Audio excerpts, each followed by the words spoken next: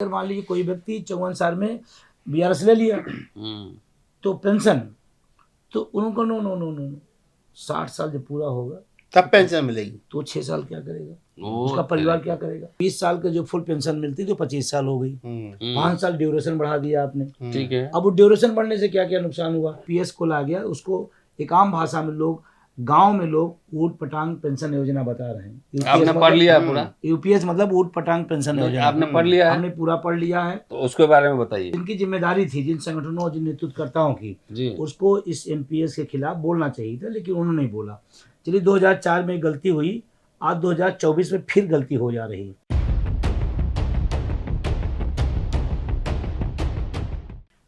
नमस्कार, good evening, जय भीम। आप देख रहे हैं अम्बेडकरनामा और बोल 85 की संयुक्त पेशकश। आज एक खास एपिसोड है, खास विषय है जिसमें हम चर्चा करने जा रहे हैं। वो है एनपीएस, ओपीएस और यूपीएस। विस्तार से बताए दे रहा हूं। एनपीएस मतलब न्यू पेंशन स्कीम, ओपीएस मतलब ओल्ड पेंशन स्कीम और यूपीएस मतलब यूनिफाइड पेंशन स्कीम। भारत अब ट्रिलियन इकोनॉमी बनने जा रहा है।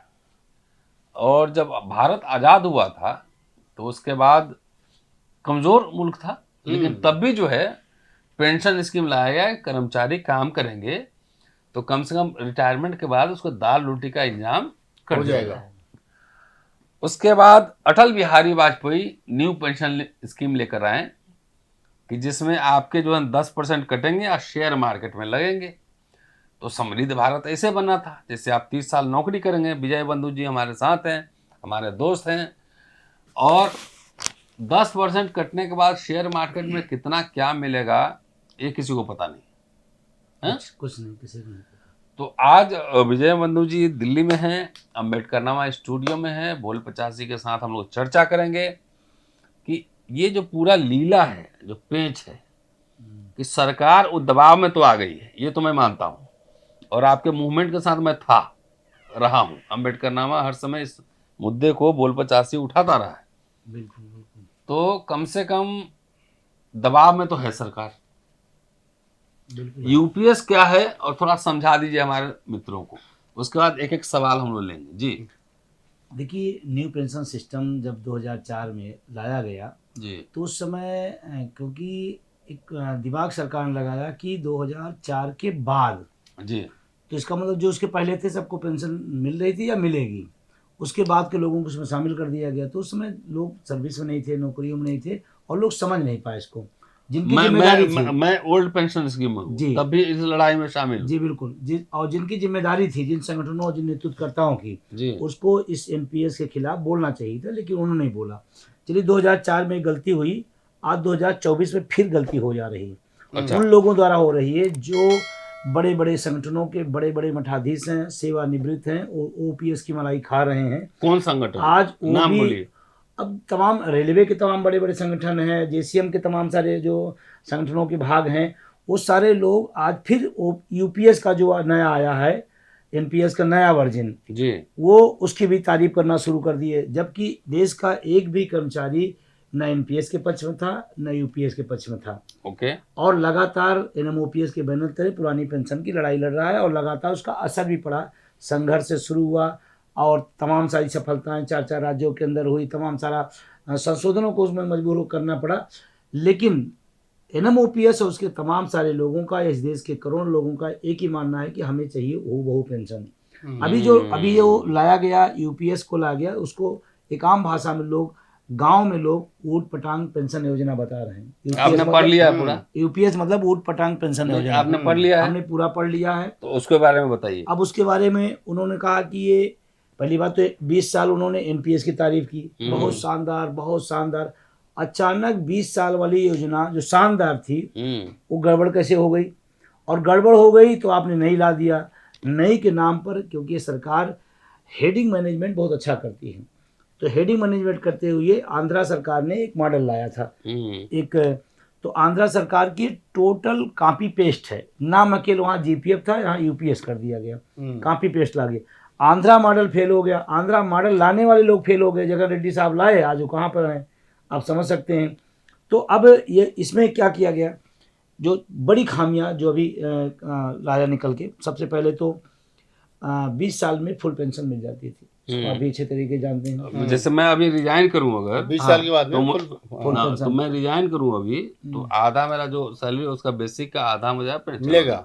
हाँ, फुल पेंशन उनको मिलेगी। अब इन्होंने कहा कि आपके लिए अच्छा किए हैं, तो अच्छा में 20 साल के जो फुल पेंशन मिलती तो 25 साल हो गई, 5 साल ड्यूरेशन बढ़ा दिया आपने। ठीक है। अब वो ड्यूरेशन बढ़ने से क्या क्या नुकसान हुआ? ड्यूरेशन बढ़ने से एक तो तमाम हमारे जो देश के अर्धसैनिक बल हैं, क्योंकि परिवार से, माँ बाप से, बच्चों से बहुत दूर रहते हैं, तो 15 साल, 17 साल, 18 साल मान लो सर्विस किए, या 20 साल का उन्होंने इंतजार किया, चलो फुल सर्विस हो जाएगी तो हम अपना पेंशन और फंड लेकर के अपना घर परिवार के बीच में हम भी अपना कुछ आगे का जीवन बिता लेंगे।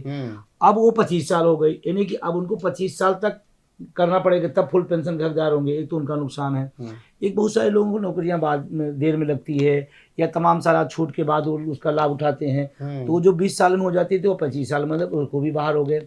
और अगर मान ली किसी व्यक्ति की 40 साल में नौकरी लगती है, तमाम जगहों पर ऐसी व्यवस्थाएं हैं एकेडमिक्स में जहाँ मैं पढ़ाता हूँ, तो जब 40 साल में किसी नौकरी मिली और आपने 25 साल कर दिया, इसका मतलब फुल पेंशन से ऑलरेडी वो बाहर हो गया। तो एक बड़ी जमात उससे बाहर हो गई, पहला काम। दूसरा, इन्होंने कहा कि हम लास्ट वेतन का 12 महीने के औसत का बेसिक का डीए देंगे, पेंशन आपको देंगे डीए सहित, औसत लगा दिया उन्होंने। एक मतलब टेक्निकली रूप से एक अच्छा दिमाग लगाया, जबकि आप भी जानते हैं ओपीएस में क्या है कि लास्ट वेतन का जो रहे 50%। हाँ, अब उन्होंने क्या किया, लास्ट वेतन का नहीं, 12 महीने के औसत वेतन का फिर बेसिक का डीए के साथ आपको पेंशन, यानी कि मतलब वो और कम हो जाएगी, निश्चित रूप से कम हो जाएगी, तो वो नुकसान हुआ। उसके बाद इन्होंने एक बात और रखी कि कैबिनेट सचिव का जो जवाब आया, पत्रकार आप जैसे साथियों ने वहाँ पूछा कि भाई मैं पत्रकार नहीं हूँ।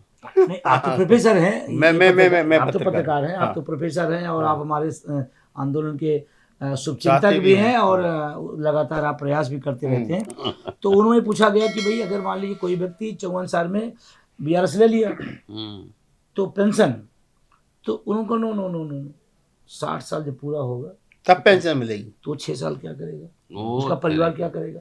अच्छा, आपने पूरी तैयारी कर ली है? पूरी तैयारी है। अच्छा, एनपीएस को समझाने में कई साल हमको लगे, लेकिन यूपीएस को समझाने में घंटे लगे। पूरा देश घंटे भर में समझ गया कि ये खेल है। और अभी देखिए उससे भी तगड़ा, देना कुछ नहीं, लेना 10% पैसा जो हमारे वेतन का, हमारी कमाई का पैसा एनपीएस में जाता था, यूपीएस में वो 10% पैसा रख लेंगे। अच्छा, रख लेंगे पूरा 10% पैसा हमारा, अपना तो रखेंगे, हमारा भी 10%। और आप कल्पना करें जो उसमें है, अगर बहुत न्यून वेतनमान वाला है, मान लीजिए अपरासी है, उसका भी वेतन 30,000 होता है। अब अगर मान लीजिए 20 साल में सर्विस पा गया, 40 साल उसने नौकरी किया, और 10% मतलब 3,000 4,000 जिसे बढ़ते क्रम में होगा तो उसका बढ़ता जाएगा, कम से कम 40 से 50 लाख रुपए उसका होगा, 10% पूरी लाइफ का। तो मतलब मोटा मोटी डंडी मारी चल रहा है। अब 40-50 लाख रख करके उसमें क्या करें कि आपको लास्ट वेतन के 6 महीने के वेतन हम आप उठा दे देंगे। अगर किसी व्यक्ति का 1 लाख हुआ मान लीजिए, तो 6 महीने के 6 लाख हो गया। अब 6 लाख रुपए देकर 40,000 रुपए रख लेंगे, और फिर हमसे करें ताली बजाओ, कितना खूबसूरत प्लान है। तो ये यूपीएस इसीलिए ऊट पटांग पेंशन योजना, इसको लोग डर नहीं लगता है? नहीं, डर हम क्योंकि हक की आवाज उठा रहे हैं और संवैधानिक अधिकार है, हम उस संवैधानिक अधिकार के तहत राम राज्य में रहते हैं, डर नहीं लगता है? नहीं, राम राज्य होता तो अच्छा रहता, लेकिन राम राज्य अच्छा रहता नहीं रहता अलग बात है। नहीं, डर के मतलब है कि ये बात सही है कि सरकार ने इस तरह से तानाशाही प्रवृत्ति अपनाई है, तमाम सारी आवाज़ें बंद हुई हैं, डराए गए, धमकाए गए, हमारे ऊपर तमाम थोड़ा दबाव प्रेशर रहता है, लेकिन हमने संकल्प लिया है कि लाखों लोगों की जो लड़ाई लड़ी जा रही है उसको लड़ेंगे, और तमाम अपने समाज के महापुरुषों को हम सब ने पढ़ा है, उन सब ने भी तमाम पेचीदगियाँ, तमाम संघर्षों, तमाम अवरोधों के बाद काम किए हैं, और हम इस काम को करेंगे। उनका डर भय जिनके लिए होगा उनके लिए, लेकिन मैं लगातार इस पर बोलूँगा और अपने हक की बात। चलिए, इस बात के लिए तो विजय बंधु साहब की ताली बजाई जानी चाहिए। और मैं ओल्ड पेंशन स्कीम में हूँ, लेकिन इनके आंदोलन में मैं लगातार सक्रिय हूँ, और राहुल नागपाल मेरे साथ हैं। सवाल तो कुछ हैं राहुल जी, कि हम लोग आज ही मीटिंग में थे कहीं, बिल्कुल। सारे ब्यूरोक्रेट मिनिस्टर्स कहीं थे वहाँ पर, नौकरियां हैं कहाँ? है नहीं। कुछ सवाल है आपके पास? मेरे पास सवाल ये है सर कि जो ये कह रहे हैं कि ओल्ड पेंशन और न्यू पेंशन के बीच में जो झगड़ा है, इसमें एक बात निकल कर के आ रही है कहीं ना कहीं कि ओल्ड पेंशन सरकार ने बंद कर दी, न्यू पेंशन पॉलिसी लेकर के सरकार आई है, उससे आप लोग खुश नहीं हो। क्यों खुश नहीं हो आपने बता दिया, अब आप चाहते क्या हो ये बता दो थोड़ा सा। रिस्टोर ओल्ड बस हम चाहते हैं पुरानी पेंशन लागू हो। कल माननीय प्रधानमंत्री जी हरियाणा की एक जनसभा में पहली बार लोग कहते थे और ये कुछ नहीं, उन पर कोई असर नहीं पड़ेगा। मैं इस अपनी इस संघर्ष की यात्रा का सफलता मानता हूं कि पिछले सदन में उन्होंने राज्यसभा में आधे घंटे बोला, हमारे मुद्दे पर बोला। हाँ, हमारे खिलाफ बोला, हमारे मुद्दे के खिलाफ मुद्दा बोला, मुद्दा आपका था, लेकिन बोला उन्होंने। हाँ। ये मेरी संघर्ष की जीत है। क्यों जीत है कि प्रधानमंत्री अधिकतर मुद्दों की कोई बात नहीं करते हैं, इधर उधर की बात करेंगे, मुद्दों की बात। लेकिन संघर्ष का मतलब उनको राज्यसभा में बोलना पड़ा, बोले, वो जम के बोले, खिलाफ में बोले। कल अभी हरियाणा में जनसभा में थे वो, जनसभा में उन्होंने एनपीएस यूपीएस की खूब शानदार तारीफ किया और उन्होंने पहली बार एक शब्द यूज किया, भाजपा सरकार कर्मचारी हितैषी है और इसीलिए हमने इस पेंशन योजना में बेहतरीन चीज करने का प्रयास किया है। तो वो खिलाफ बोले, ठीक है, लेकिन मुझे ये लगा कि बोलता कब है आदमी जब उसके प्रेशर होता है, प्रेशर हो। इसका मतलब हरियाणा के महाराष्ट्र के चुनाव में उनको रिपोर्ट गई है कि पुरानी पेंशन एनएमओपीएस के आंदोलन जो हो रहा है मुद्दा बन रहा है, असर है और इसीलिए उनको बोलना पड़ा। हाँ, एक बात मैं जरूर तारीफ करूंगा उनकी कि उन्होंने कहा कि इस पर विपक्ष के लोग पहले वो ओपीएस चिल्ला रहे थे, हमने एक बढ़िया योजना लाई, वो चुप हो गए, बंद हो गए, अपने उठाते हैं। ये विपक्ष के लिए एक बड़ा संकेत है कि अगर प्रधानमंत्री को टेंशन है ओपीएस पे तो विपक्ष के लोगों को चाहिए उस टेंशन को, उस हक की लड़ाई को और स्पीड बढ़ाना चाहिए। विपक्ष के लोगों से मिले? चलिए अब लास्ट सवाल आप सामने। एक मिनट। हाँ, विपक्ष के लोगों से मिले आप? अखिलेश जी से मिले हैं? नहीं, हमने विपक्ष के तमाम सारे नेताओं से मिला। सत्ता पक्ष से भी जब आप पिछली बार मैं आया था दिल्ली तो उसमें संसद के अंदर मैं गया था, सत्ता पक्ष विपक्ष के सारे लोगों से था। विपक्ष से मैंने कहा कि मेरी आवाज़ उठाइए, सत्ता से कहा लागू करिए और एक दिन में 42-45 सांसदों में मिलने की बात, अपने मुद्दे को रखने की बात कही। मेरा सवाल ये है लास्ट में आपसे, अब हम कंक्लूड कर रहे हैं कि क्या आपको लगता है 1 मिनट में अगर आप ये बता सकें कि जो न्यू जो पॉलिसी आई है यूपीएस उसमें क्या खाम, 1 मिनट में बता सकें आप लोग? नहीं, वो तो हमने यूपीएस का भी बता दिया, 10% पैसा हमारा ले लिया जाएगा। 1 मिनट में, अगर 1 मिनट में ये कह सकें आम आदमी की समझ में आ सके कि जो सरकार भ्रमित कर रही है, क्यों भ्रमित कर रही है? मैं बता रहा हूँ, कोई भ्रमित नहीं, कर्मचारी 1% नहीं भ्रमित है और कर्मचारी लगातार विरोध कर रहा। आज भी हमारी महाराष्ट्र यूनिट, हमारी राष्ट्रीय उपाध्यक्ष बीतेश खंडवा में शिरडी में इतना बड़ा कार्यक्रम हुआ, पूरी सरकार झुंझलाई हुई है और तमाम विपक्ष के नेताओं ने मंच पे आकर कहा कि हमारी सरकार बने, पहले कैबिनेट में इसको लागू करेंगे। चलिए, बहुत शानदार बातचीत। विजय बंधु साहब हमारे मित्र भी हैं और इस आंदोलन में मैं ऐसे भी जुड़ा हुआ हूँ, मीडिया पर्सन के हिसाब से भी और बौद्धिकता के साथ भी। जो ओल्ड पेंशन स्कीम का मसला है और उसका सबसे ज़्यादा मार कहाँ पड़ना है पहले नोट करिएगा। दलित, बैकवर्ड, ट्राइबल जो पहला जनरेशन आए होंगे और दूसरा जनरेशन आएंगे तो उनको पेंशन नहीं मिलेगा। पेंशन जो है ना एक सुरक्षा होती है ना, कि आपको बुढ़ापे की सुरक्षा है, आपके स्वास्थ्य की, आपके खाने की, रहने की। 1700 रुपया न्यू पेंशन स्कीम मिला है, बिल्कुल है बिल्कुल, और लोग सुसाइड भी किए हैं, ठीक है ना। तो वो सुरक्षा थी और इसकी सबसे ज्यादा मार पड़नी है, वो पड़नी है दलित, बैकवर्ड और ट्राइबल, राइट? यही बात है ना? बिल्कुल। और आपके मूवमेंट में तो अपर कास्ट भी जुड़े होंगे अभी? नहीं, सब जुड़े हैं, क्योंकि देखिए आंदोलन सबका है और मजे की बात यह है कि जो अपनी पार्टी समझते हैं वो पार्टी उनको ही मारी है। ये गजब की थी। यही तो बात है, ये गजब की बात। और मैं क्योंकि मैं ये बात कहना चाहता हूँ कि और मैं उनको संदेश भी देना चाहता हूँ कि कोई व्यक्ति उसी पार्टी से विधायक बना, उसी पार्टी से भी सांसद बना, उसी पार्टी का भी मंत्री बन गया, लेकिन जब टिकट नहीं मिला तो बदल लिया। और यहाँ लोग हम विचारधारा जुड़े हुए हैं। अरे जिसने लाभ लिया उस पार्टी से, वो तो तमाम लाभ लेने के बाद बदल गया, टिकट नहीं मिला, वापस दूसरी जगह चला गया और हम उसी में फंसे। चलिए, वो एक बात मैं कहना चाहता हूँ कि निजीकरण की मार सिर्फ दलित, बैकवर्ड पे नहीं है, ब्राह्मणों पे भी है, ठाकुरों पे भी है। एनपीएस की मार दलित, बैकवर्ड पे भी नहीं है, सब पे है। और लेकिन एक बात तो है कि वोट तो वहीं डालेंगे नहीं। नहीं, मैं इस पर सहमत पूरी तरह से नहीं हूँ, क्योंकि मैं हिमाचल गया और हमने अपील की वोट फॉर ओपीएस की। लोग जो वैचारिक रूप से कहीं मुझे और याद जुड़े था, थे और जुड़े थे, लेकिन उन लोगों ने अपने मुद्दे को, आई रिमेम्बर दैट। हाँ, मुद्दे की वजह से उन्होंने दिया। हिमाचल पूरा और अभी आप उत्तर प्रदेश की अगर लोकसभा की बात करें आप, तो मैं आपको बताना चाहूँगा, क्योंकि लोकसभा में वोट फॉर ओपीएस हमारी अपील रही और उसका नतीजा रहा पिछले विधानसभा में भी 312 सीटों पर समाजवादी पार्टी ने रखा था घोषणा पत्र में, 312 सीटों में पोस्टर में जीता उन्होंने। तो ये मैं कहना चाहता हूँ कि लोग आ रहे हैं, पहले से ज़्यादा बेहतर आ रहे हैं, अपने मुद्दों के साथ खड़े हो रहे हैं और उनको खड़ा होना पड़ेगा। चलिए, एक फिलॉसफी है कि मेरा एक आंख फूट जाए लेकिन पड़ोसी का दोनों आंख फूटना चाहिए। इससे बाहर निकलिए। आप चाहे ब्राह्मण हो, ठाकुर हो, कैस्ट हो, ये अब सरकार बन रही पूंजीवादी। सारे 3 और 4 जो है ना क्लास प्राइवेटाइज हो गया ना, आउटसोर्सिंग हो गया। और पहले हमारे कॉलेज के गेट पे जो चौकीदार बैठते हैं, अब उनको 12,000 16,000 मिलता है, और जो परमानेंट थे उनको 50,000 मिलता है, 60,000 1 लाख तक मिलता है। जरा इसमें सोचिए गंभीरता से। खाली ये सोचने के लिए कि रिजर्वेशन खाली दलित बैकवर्ड के लिए नहीं है, आपके लिए भी।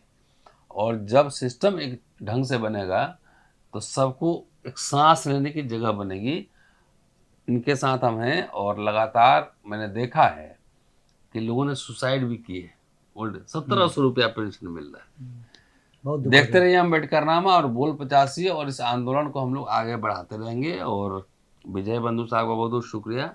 और अपने कर्मचारियों को बोलिए कम से कम ये यूट्यूब चैनल देख ले। बिल्कुल, मैं इस बात को कहूंगा, क्योंकि जनरली शिकायत रहती है कि हमारा मीडिया हमको कवर नहीं तो करता, ये मीडिया क्या करता नहीं है। तो अपने साथियों से मैं कहना चाहता हूँ, जो आपकी बात उठाए, जो बात आपको दिखाए, जो बात आपकी पहुंचाए, आप उसे ज़्यादा सब्सक्राइब करें, उसको विजय बंधु साहब कमेंट करें, क्योंकि यही एक ऐसा माध्यम होता है जब आप अपनी बात लोगों तक माध्यम से पहुंचा पाए। तो ये एक माध्यम है, उसको आप सब आपकी आवाज़ जो उठाए, उस आवाज़ को आप आगे बढ़ाइए, उस लोगों तक पहुंचाइए। विजय बंधु साहब, आपका जो मूवमेंट है उसका अभी तक चाय हम लोग नहीं पिए हैं।